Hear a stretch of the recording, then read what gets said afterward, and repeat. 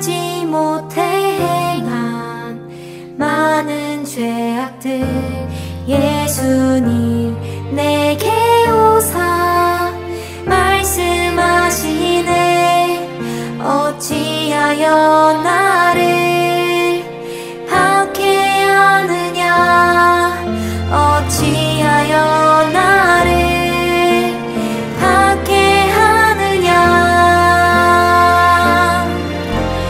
오 주님 내가 고백합니다 예수만이 주시오 예수로만 살리니 이제는 내가 고백합니다 오직 주를 위해 살겠습니다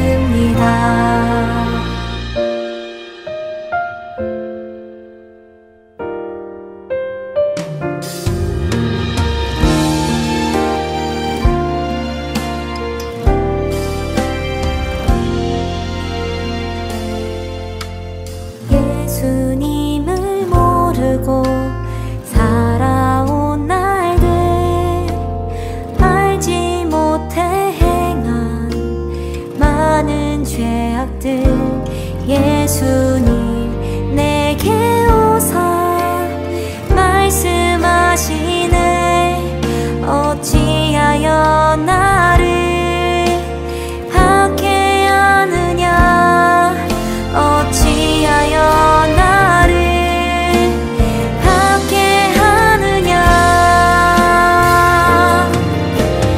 오 주님 내가 고백합니다 예수만이 주시오 예수로만 살리니 이제는 내가 고백합니다 오직 주를 위해 살겠습니다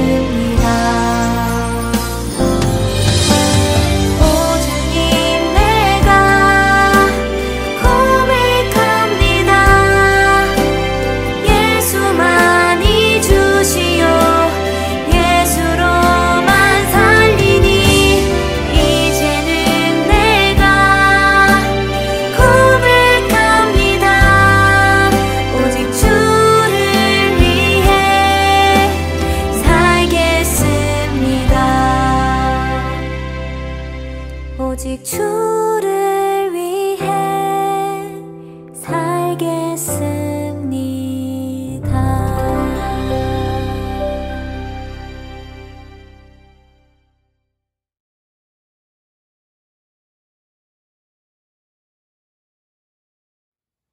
기도드리시겠습니다.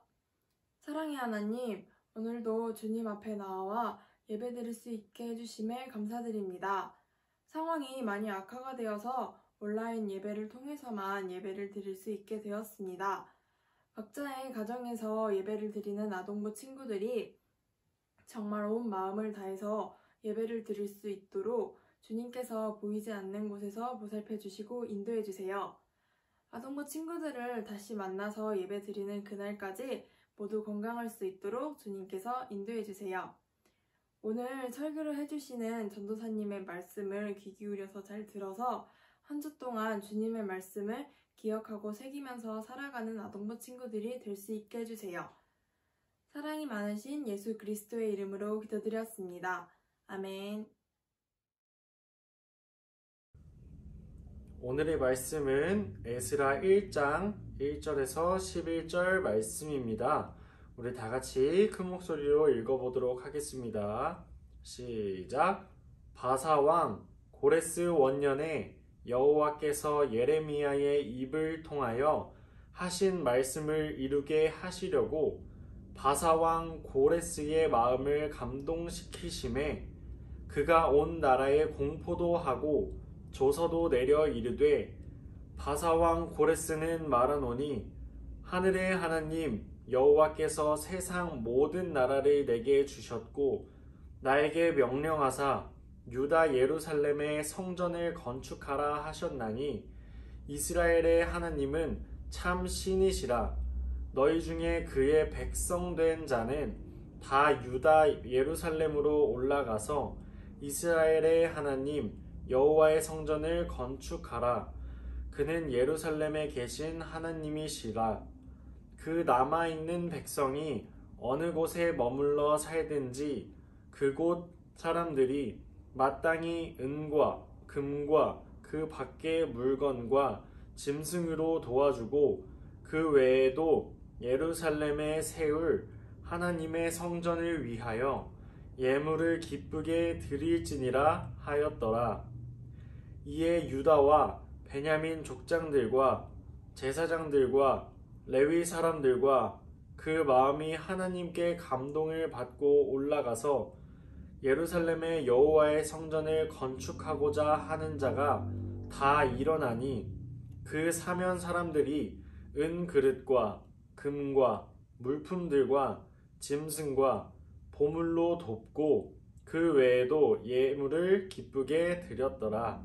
고레스 왕이 또 여호와의 성전 그릇을 꺼내니 옛적에 느부갓네살이 예루살렘에서 옮겨다가 자기 신들의 신당에 두었던 것이라. 바사왕 고레스가 창고지기 미드르닷에게 명령하여 그 그릇들을 꺼내어 세어서 유다 총독 세스바살에게 넘겨주니 그 수는 금 접시가 30개요 은 접시가 1000개요 칼이 29개요 금 대접이 30개요 그보다 못한 은 대접이 410개요 그 밖에 그릇이 1000개이니 금, 은 그릇이 모두 5400개라. 사로잡힌 자를 바벨론에서 예루살렘으로 데리고 갈 때에 세스바살이 그 그릇들을 다 가지고 갔더라. 아멘.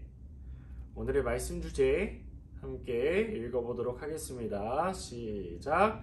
하나님이 주시는 마음.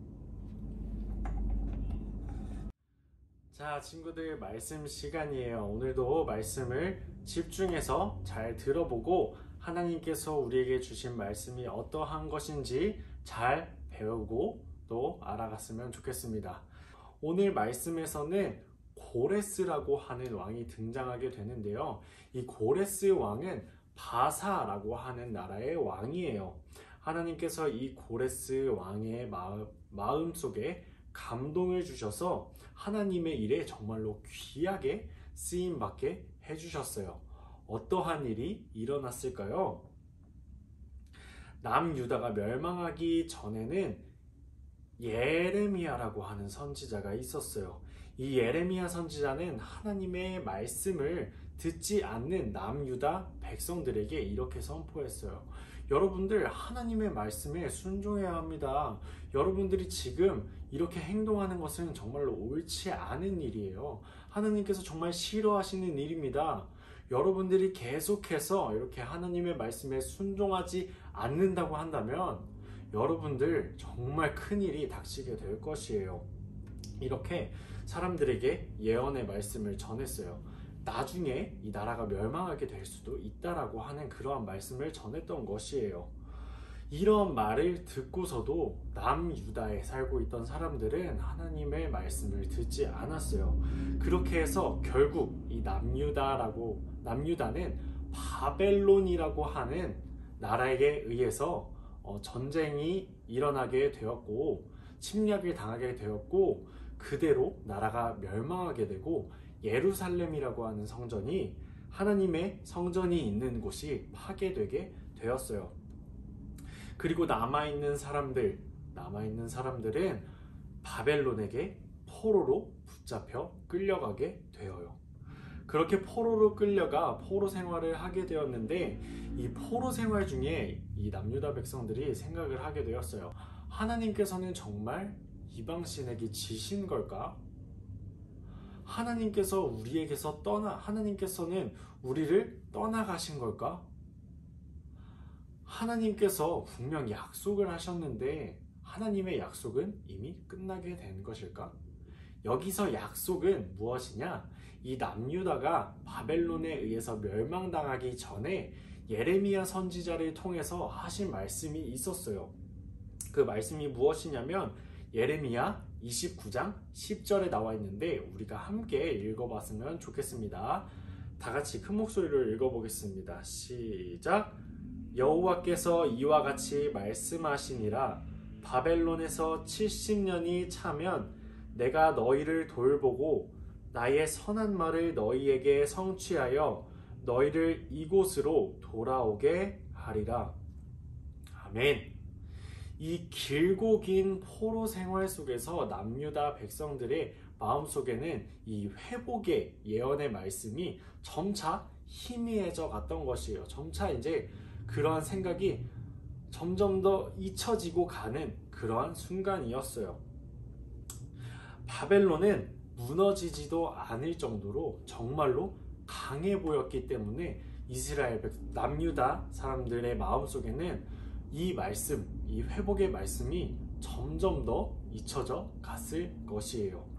그런데 기적 같은 일이 정말로 벌어지게 됩니다.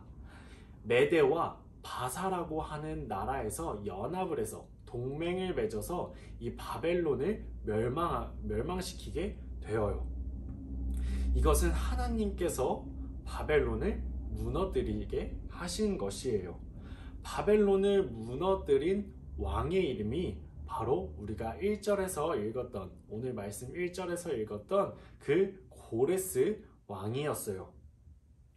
고레스가 이 페르시아의 왕이 된 해는 언제였을까요? 유다가 멸망한 지 정확히 70년이 된 해였어요. 여기서 갑자기 문득 생각나는 게 있지 않나요, 우리 친구들? 하나님께서 예레미야를 통해서 회복의 말씀을 전해주셨을 때에 바벨론에서 70년이었어요. 바벨론에서 70년이 되었을 때 하나님께서는 유다를 회복시켜 주신다라고 말씀을 하셨어요. 하나님께서는 고레스 왕에게 마음의 감동을 주셔서 이스라엘 백성들이 포로에서 풀려날 수 있게 하신 것이에요. 하나님께서 예레미야 선지자를 통해서 하신 그 회복의 말씀을 정말로 이루어 주신 것이에요. 그리고 고레스 왕은 이렇게 얘기하게 되어요.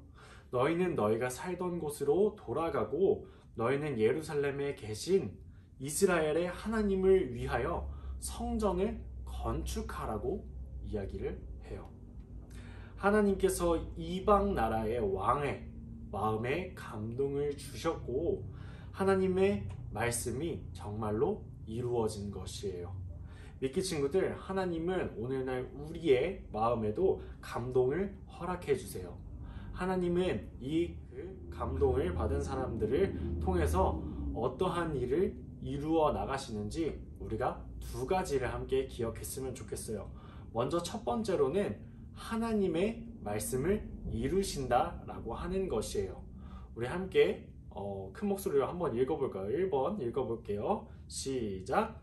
하나님의 말씀이 이루어진다. 이스라엘 백성들은 오랜 포로 생활로 인해 하나님께서 예레미야 선지자를 통해 회복해 해주신다는 말씀을 잊어가거나 이제 그런 일은 안 일어날 것이라는 그런 생각을 가졌을 것이에요. 바벨론의 포로 생활로 있었을 때 하나님께서는 정말로 정말 진짜 하나님이신가? 라고 하는 의문을 가졌을 것이에요. 그런데 하나님께서는 바사왕 고레스의 마음에 감동을 주셨고 바벨론의 포로로 끌려온 이스라엘 백성들을 귀환시키고 또 성전을 짓도록 나라에 공포했어요. 결국 하나님께서 예레미야 선지자를 통해서 말씀하신 그 말씀처럼 바벨론에서 70년이 지난 이후에 이스라엘 백성들은 포로에서 풀려나게 된 것이에요. 고레스는 하나님을 믿는 신앙인이 아니었음에도 불구하고 하나님께서 그의 마음에 감동을 주셨을 때 하나님의 일에 귀하게 쓰임받는 사람이 되었어요. 하나님의 말씀을 지켜서 행할 수 있게 된 것이에요. 하나님께서 마음에 감동을 주시는 사람도 하나님을 믿지 않았음에도 하나님의 일을 할 수 있었어요. 친구들, 오늘 우리에게도 하나님께서 감동을 주시고 역사하실 때 하나님의 일이 반드시 이루어진다는 것을 믿고 기대해야 해요. 하나님의 감동을 받은 사람들은 두 번째로 하나님을 기쁨으로 섬기게 되어요. 우리 2번도 큰 목소리로 한번 읽어볼까요? 시작! 하나님을 기쁨으로 섬긴다. 고레스의 명령이 온 나라에 퍼지자 페르시아 사람들, 그 고레스 왕 밑에 있는 백성들도 모두 변화하게 되었어요. 어떻게 변화하게 되었느냐? 포로였던 이 이스라엘 백성들에게 금과 은과 또 값진 물품들과 짐승들을 나누어 주기 시작했던 것이에요. 하나님의 감동이 그들에게도 임했던 것이에요. 그들은 억지로 나눈 것이 아닌 정말로 기쁨 마음을 가지고서 함께 나누었다고 오늘 말씀에서 나와 있어요. 또한 이스라엘 백성에게도 하나님의 감동이 임했어요. 전쟁으로 무너진 성전을 다시 지으려고 했던 것이에요. 약속이 이루어지지 않는가 보다 라고 하며 실망하고 절망하고 좌절에 있었던 그 이스라엘 백성들에게, 그 이스라엘 백성들의 마음에 다시금 기쁨이 가득 넘치게 된 것이에요. 하나님께서 감동을 주실 때 기쁨으로 이렇게 섬길 수 있게 되어요. 우리 친구들이 살아갈 때 하나님께서 주시는 감동이 있을 것이에요. 하나님께서 우리에게 주시는 감동을 가지고서 우리가 기쁜 마음으로 하나님을 섬기는 우리 친구들이 되기를 간절히 소망합니다. 오늘 말씀에서 나누었던 이 두 가지를 우리 친구들이 기억했으면 좋겠어요. 첫 번째로 하나님의 말씀은 반드시 이루어진다라는 것이에요. 하나님은 약속을 반드시 지키시는 분이세요. 오늘 우리에게도 하나님께서 감동을 주시고 역사하실 때 하느님의 일이 반드시 이루어진다는 것을 믿고 기대해야 해요. 둘째로 하나님께서 주신 감동을 받고서 기쁘게 헌신하는 것이에요. 기쁘게 섬기는 것이에요. 하나님을 기쁨으로 섬기는 일은 하나님께서 주시는 감동에 반응하는 것이에요. 갑자기 말씀을 외우고 싶다라고 한다던가, 아니면 친구들에게 예수님에 대해서 전하고 싶다던가, 아니면 부모님의 말씀에 잘 순종해야겠다라는 마음을 갖게 된다라고 한다던가, 내가 미워했던 친구들을 용서해주고 사랑하는 마음을 갖게 된다던가 등등, 이러한 감동, 하나님께서 우리의 마음에 주시는 감동에 기쁨으로 순종하기를 바라요. 때로는 하나님께서 우리에게 주시는 그 감동이 어떠한 것인지 우리가 잘 알지 못하는 때가 있을 수도 있어요. 그럴 때에는 하나님께 기도하며 나아가야 해요. 하나님, 저에게 주시는 감동이 무엇입니까? 하나님, 제 마음속에 주시는 이 마음이 하나님께서 저에게 주시는 마음이신가요? 이렇게 기도해야 해요.